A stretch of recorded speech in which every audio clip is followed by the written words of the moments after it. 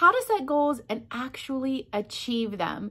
This is without a doubt one of the top questions that I get asked, and I'm so excited to share my process with you all today. If you're new to my channel, welcome. My name is May, and I love to create videos about all the things that I enjoy, and one of those things is planning, organization, strategy, goal setting, and getting things done.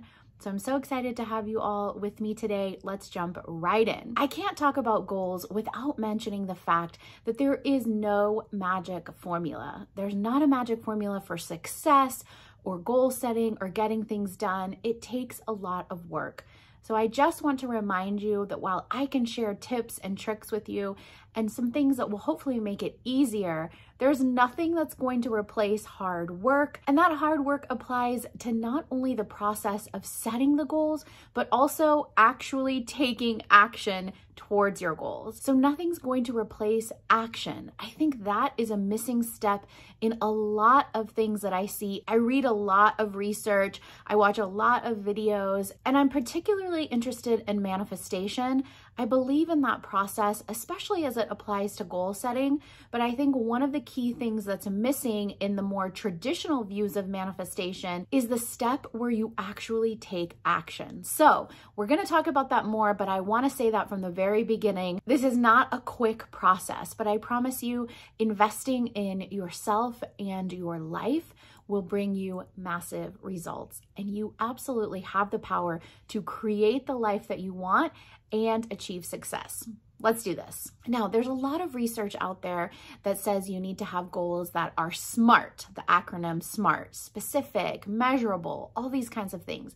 That's wonderful. But I think before any of that, the most important thing is you have to know what you want. You can't set a goal if you're not even clear on what your vision is. So before you get into all of the goal setting and strategy and all of that stuff, you really need to take some time. This first step is crucial. Sit down and figure out what you want. What do you want your life to look like? What is this goal specifically? When you achieve this goal, how are you going to feel? What does it look like to have this goal already accomplished? Take that a step further. The person who has accomplished this goal, what does he or she do in the mornings? What does she dress like? This kind of vision casting or scripting is key to not only setting goals, but achieving them. We have to have a very clear picture of exactly what we want, what this goal looks like, and once we achieve it, what that's going to look like as well. So you need to get specific on not only what you want, but what will happen, what will it look like, how will it feel when you actually get what you want as well. So this is a two-step process. What do you want? And then what will happen once you get what you want? Let's talk through a few examples. Let's say that you have a goal of making $10,000 a month. Now that's pretty good. It's a specific goal. You have a dollar amount of what you want to achieve every month. Now we need to take it a step further. When you achieve that $10,000 a month, first of all, how are you going to feel? What are you going to do with the money? I want you to assign it to different categories. Are you going to spend $2,000 on your mortgage payment, $1,000 on groceries, $500 on a car? How are you going to spend that money? Get really clear on what this $10,000 a month is going to mean for you. Is it going to give you more freedom?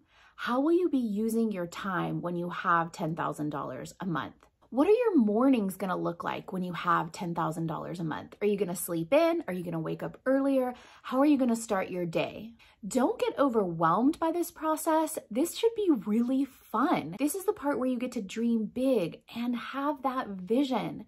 This is really exciting. So I want you to not be overwhelmed, but just sit down and write these things in a journal. Now, when I'm thinking about big goals for a new year, I love to grab a new notebook just because I like that feeling. So you use whatever is best for you, but make sure that you feel good about whatever you are using and the space that you've created to think about your goals and what you want and to create this vision for yourself. everything is interconnected. It's all part of a bigger whole. So make sure that everything around you feels good. You feel good. If you want to put some makeup on or if you want to get dressed up, whatever it is, make sure that you feel good when you sit down and do this vision casting and journaling about what you want and how it's going to feel when you achieve it. I truly believe that this step is the number one key to setting goals and achieving them. It is fundamental. It's the foundation of it all.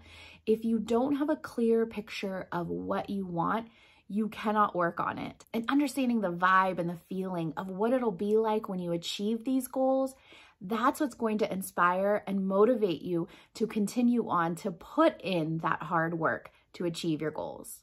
All right, step 2, the practical part. We need to actually get these goals scheduled on our calendar. We need to break them up and we need to do something.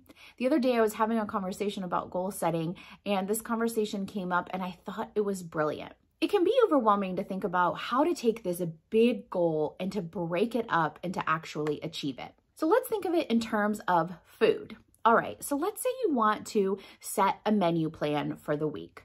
First, you're going to get on Pinterest, you're going to look at ideas, you'll look through cookbooks, and you'll think about what you actually want to eat, right? That's the step 1 in goal setting. We're going to look at our vision. What do we actually want? Next, we're going to take the meals that we want to eat and we're going to put them on our calendar. We're going to plan out the menu for the week. And then from there, we need to take it one step further. We'll need to look at what ingredients we need for each recipe. We'll look in our refrigerator and our pantry and see if we have those ingredients. If we don't, we'll make a list for the grocery store. And then we'll actually schedule a time to go to the grocery store and buy the ingredients. And then we'll come back and every single day, we're gonna have to make dinner using those ingredients. So think about goal setting in that way. Isn't that a fun and easy and relatable way to think about setting goals? We're gonna have to take these big goals and break them up. Think about all the ingredients that go into your goal. Then take inventory of your life.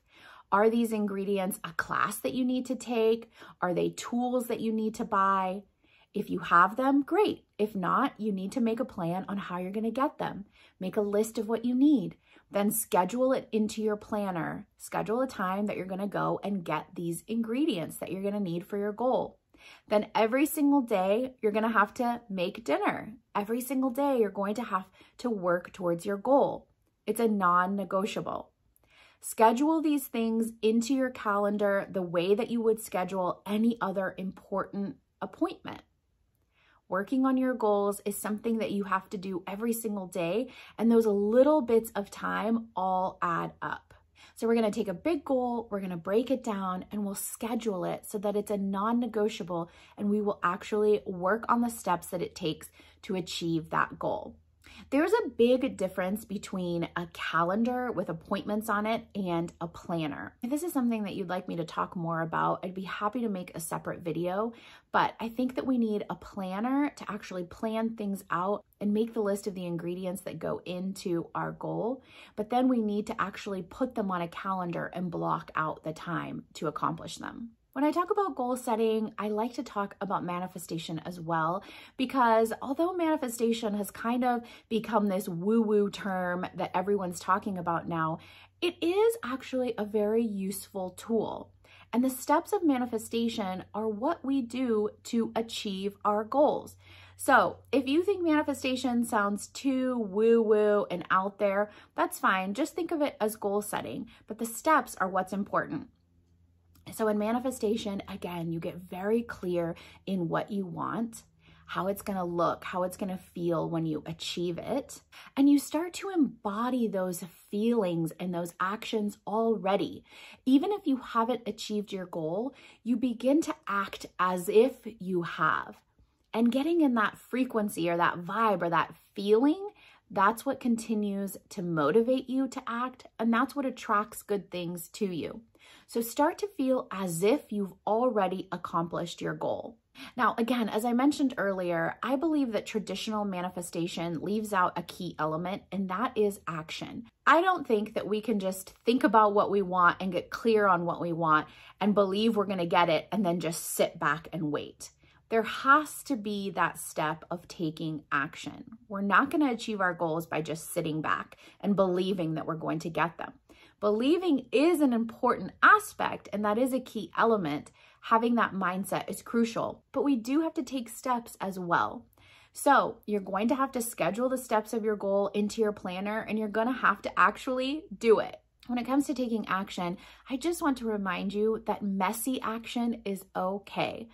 I am definitely a perfectionist, and I do a lot of research on things. In the past, being a perfectionist would prevent me from taking action because I may have felt like I didn't have enough information or I hadn't done enough research.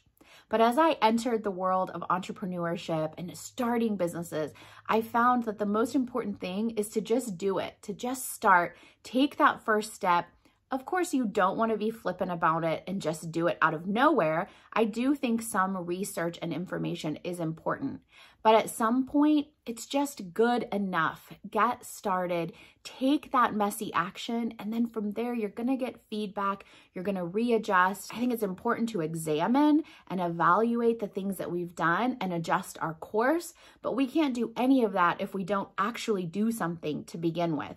So messy action is okay. It's great. Just do something. I will mention this again. There's no easy one way to do this. You can set goals, you can work on them, and you can achieve them in a variety of different ways. What works for one person may not work for another, but I believe that these are universal principles, and putting them into action will hopefully help you to set some goals and achieve them. If this video was helpful for you, please give it a thumbs up and make sure that you're subscribed to my channel. If you'd like more information or a specific video on any of the parts that I talked about, please let me know in the comments down below. I'd be happy to do that. And share your tips and advice for setting goals and achieving them. I'd love to hear from you. We've built an amazing community and we can all learn and share in the comments. So please do leave a comment down below. Make sure that you join me on Instagram because I share a lot more resources and my daily life there as well. Thank you again so much for watching, and I will see you in my next video.